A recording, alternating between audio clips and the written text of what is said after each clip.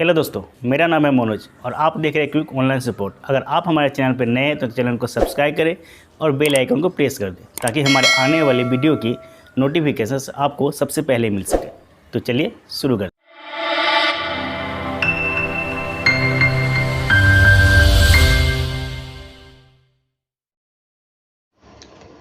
हैं। दोस्तों, CSIR institute of microbiological technology में रिक्रूटमेंट निकली है जो चंडीगढ़ इंडिया में है। तो आइए देखते हैं हम इसकी कौन कौन सी पोस्ट निकली है और इसके लिए कौन कौन सी क्वालिफिकेशन की रिक्वायरमेंट की गई है। सबसे पहले आप यहाँ पर देख सकते हैं CSIR institute of microbial technology, जिसे हिंदी में वैज्ञानिक तथा औद्योगिक अनुसंधान भी कहा जाता है। इसकी एप्लीकेशन डेट है आपका 1 जून से ये निकली है, यानी कि 1 जून से आप इसे अप्लाई कर पाएंगे।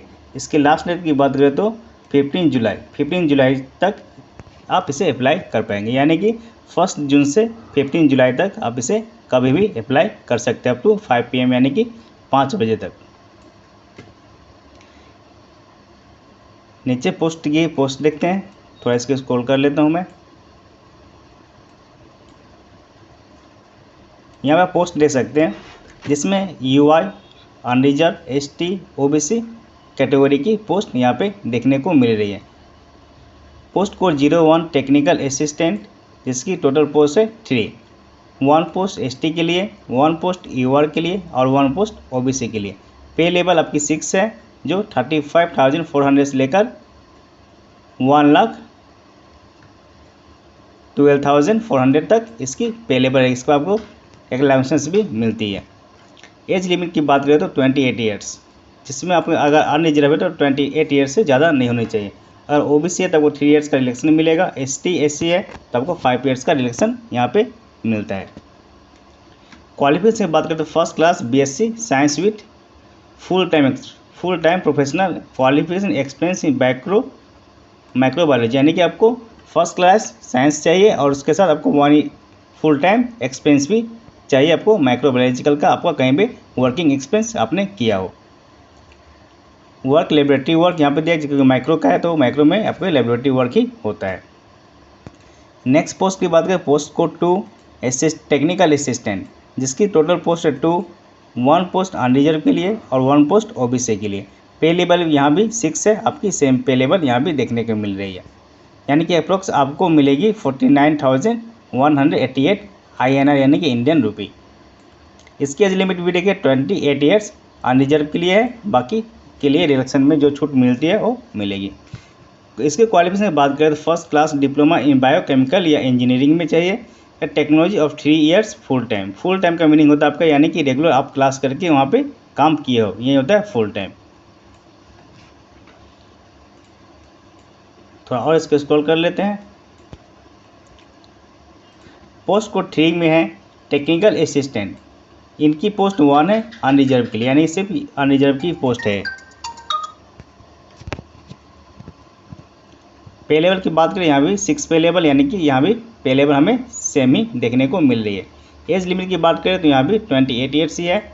इसकी क्वालिफिकेशन की बात करें तो first class diploma in instrumentation engineering, यानी कि यहाँ इंजीनियरिंग की डिप्लोमा चाहिए फर्स्ट क्लास, या टेक्नोलॉजी ऑफ लिस्ट 3 ईयर्स की full time duration, 2 years full time duration in case of latest admission in diploma course equivalent with 2 years of experience in relevant field, यानी कि अगर आपको 2 years का diploma यहाँ में तो आपको एक्सपीरियंस भी चाहिए, नहीं तो आपको 3 ईयर्स का है तो आपको नहीं चाहिए। पोस्ट कोड 4 की बात करें तो जूनियर इंजीनियर इलेक्ट्रीशियन की है, यहाँ भी पे लेवल आपको 6 ही है, यानी कि सेम ही यहाँ भी सैलरी देखने को मिल रही है। पोस्ट की बात करें तो अनरिजर्व के लिए 1 पोस्ट है। एज लिमिट की 28 ईयर्स इसकी एज लिमिट रखी गई है। इसको क्वालिफिकेशन की बात करें तो first class diploma in electrical engineering यहाँ भी रखी गई है। अब 3 ईयर फुल टाइम ड्यूरेशन और at least 2 years full time duration in case of latest admission, यानी लेटेस्ट एडमिशन जो किया है उसके लिए फुल टाइम ड्यूरेशन के 2 ईयर्स का डिप्लोमा चाहिए। इसकी डिपार्टमेंट की बात करें तो इंजीनियरिंग सर्विस रिलेटेड वर्क चाहिए, और इसकी भी इलेक्ट्रिकल इंजीनियरिंग में ही डिपार्टमेंट में इसकी भी जॉब मिलेगी। नेक्स्ट पेज में चलते हैं।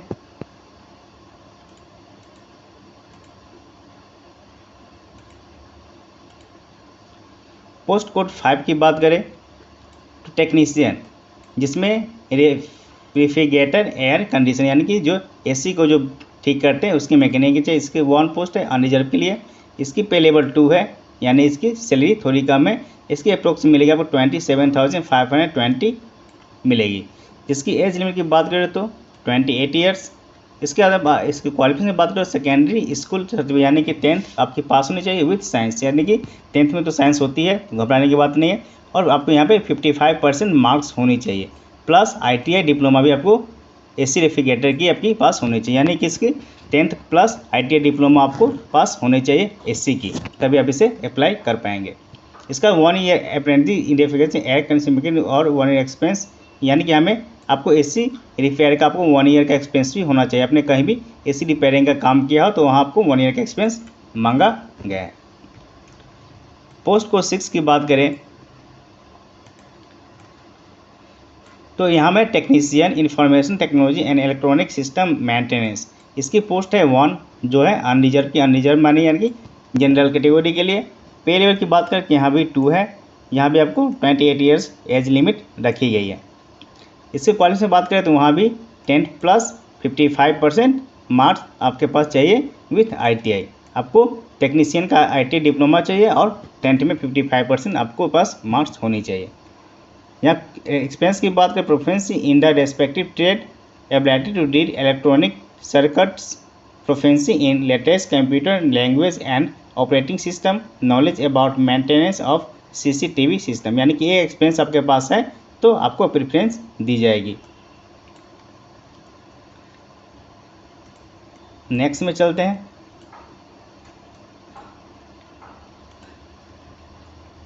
पोस्ट कोड 7 में यहाँ पे है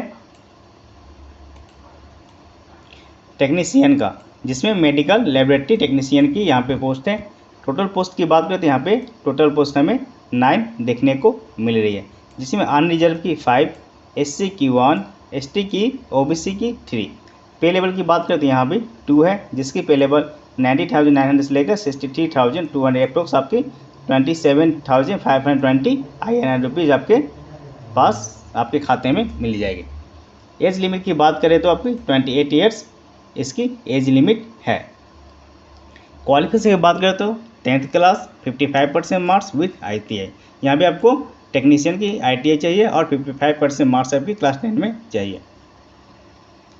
प्रोफिशिएंसी इन रेस्पेक्टिव ट्रेड की बात की गई है, यानी कि आपको टेक्नीशियन का नॉलेज होना चाहिए और proficiency in latest computer language operating system का आपको नॉलेज होना चाहिए, तो अब यहाँ पे को प्रेफरेंस दिया जाता है।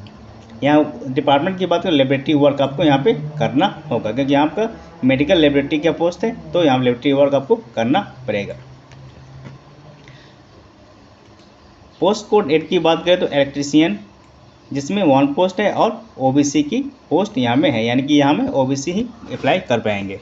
पे लेवल की बात करें तो 2, जिसकी सैलरी सेम है, 2 सबकी है। एज लिमिट की बात करें 28 ईयर्स।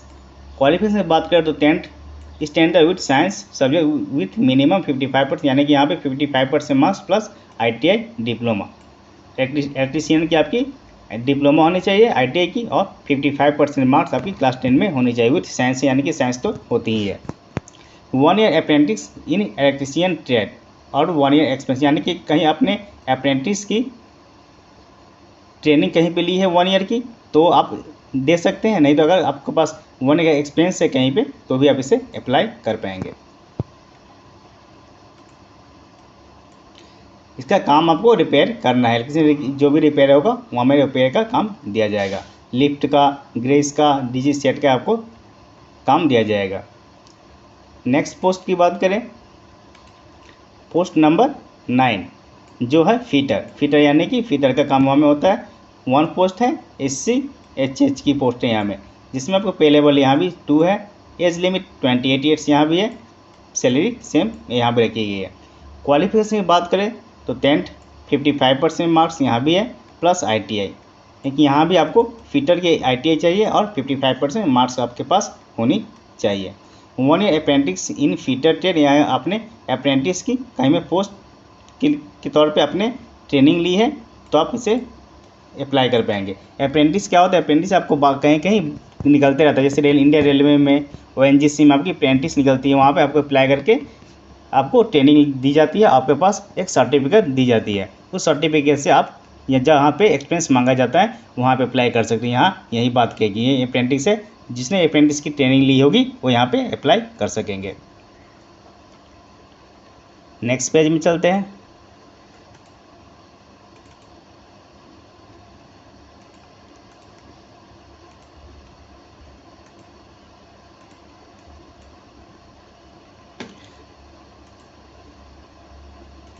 पोस्ट कोड 10, जिसकी पोस्ट है टेक्नीशियन की, mechanic cum operator electronic communication system, 1 post है अनरिजर्व की। पे लेवल यहाँ भी 2 ही रखी गई है। Age limit 28 years, 10th class pass, 55% marks plus ITI। यहाँ भी आपकी टेक्नीशियन की ITI चाहिए प्लस 10th में आपकी 55% मार्क्स चाहिए। प्रोफेंसी इन रिस्पेक्टिव ट्रेड, इसी ट्रेड में आपकी प्रोफेंसी होनी चाहिए। रिपेयरिंग की, मेंटेनेंस की आपके पास एक्सपेंस होनी चाहिए। यहाँ पे इनकी बात कही गई है।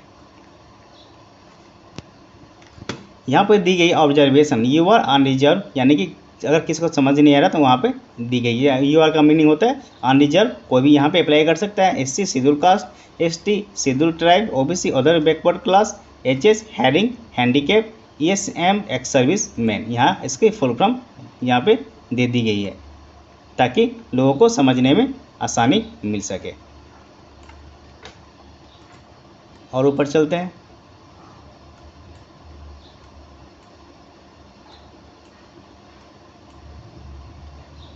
नेक्स्ट में दी गई हाउ टू अप्लाई, यानी अप्लाई कैसे करना। आपको 15 जुलाई से पहले आपको अप्लाई कर देना है, 5 बजे से पहले। यहाँ पे डेट दी गई है। इसका आपका वैलिड ईमेल ID होना चाहिए। जब अप्लाई करेंगे तो आपको ईमेल ID की रिक्वायरमेंट की जाएगी।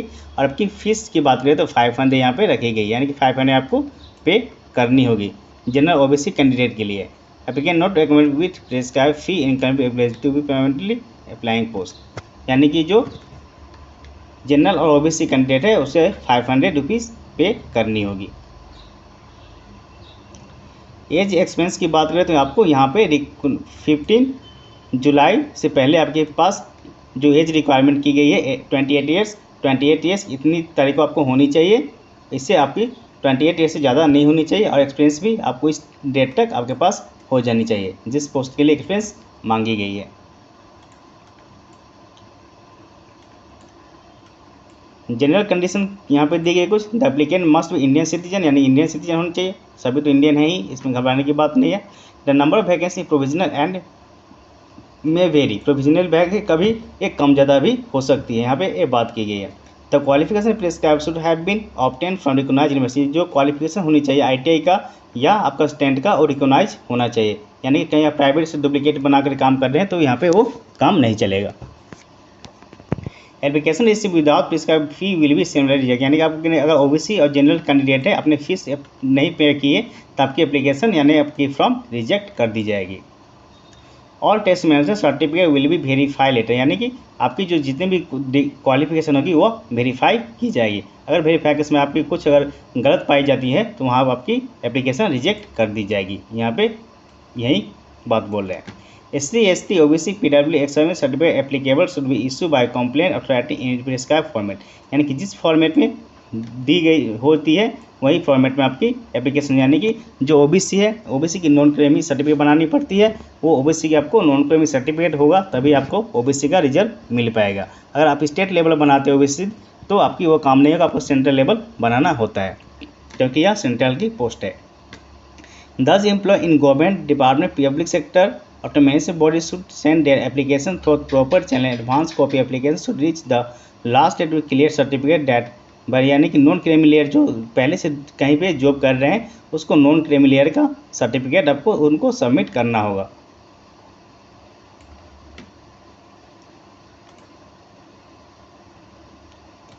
नेक्स्ट पेज में चलते हैं।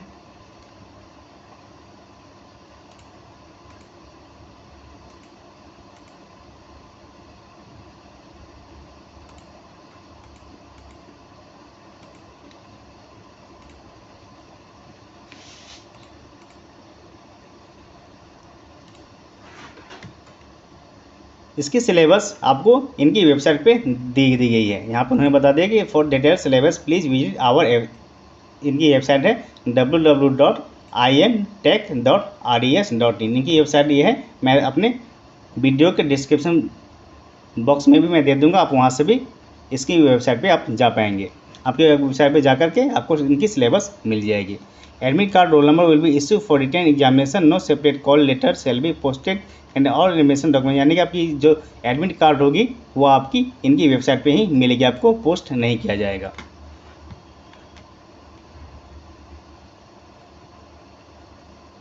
आपको जो एप्लीकेशन सबमिट करने से आपको रेफरेंस नंबर दिया जाएगा, और रेफरेंस नंबर आपको याद करके रखना है या कहीं पे लिख के रखना है, क्योंकि आपको जब एडमिट कार्ड डाउनलोड करेंगे तो आपको रेफरेंस नंबर वहाँ पे डालना होगा।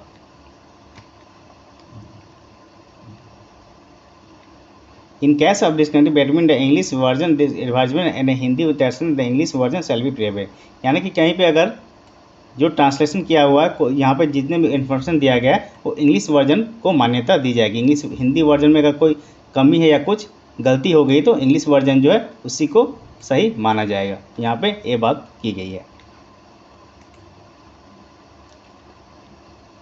नेक्स्ट पेज में चलते हैं।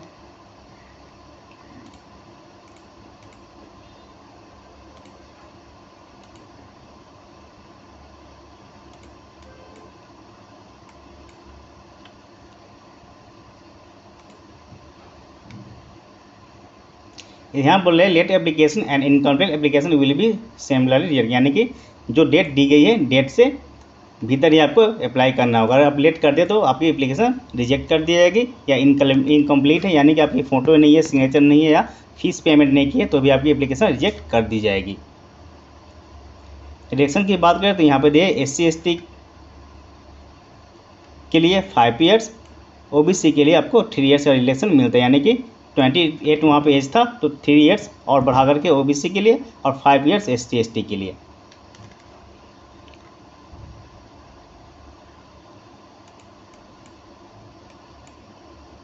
इनके बाद आप सारा इनकी एप्लीकेशन दी गई है, इनकी डॉक्यूमेंट्स। नेक्स्ट में बात करें तो checklist document to be uploaded at the time of online application, यानी जब ऑनलाइन के एप्लीकेशन के समय आप जब फॉर्म फिलअप करेंगे तो आपको यह डॉक्यूमेंट की ज़रूरत होगी, जैसे कि एप्लीकेशन तो होगा ही, कलर फोटोग्राफ एंड सिग्नेचर, यानी कि सिग्नेचर और फोटोग्राफ यानी कि सब में देना ही होता है। Certificate in support minimum prescribe education qualification, यानी कि आपका जो मिनिमम क्वालिफिकेशन है मैट्रिक में 55% विथ साइंस सब्जेक्ट और ITI, ये दोनों का सर्टिफिकेट आपको अपलोड करना होगा।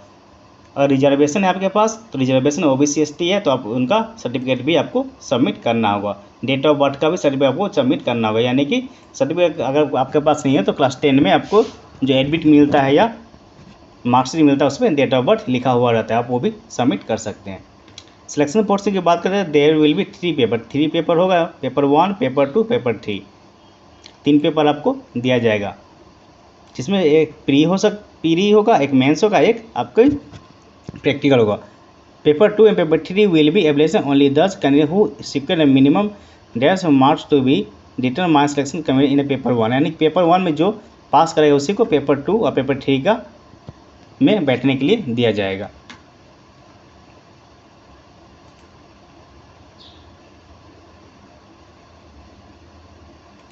नेक्स्ट पेज में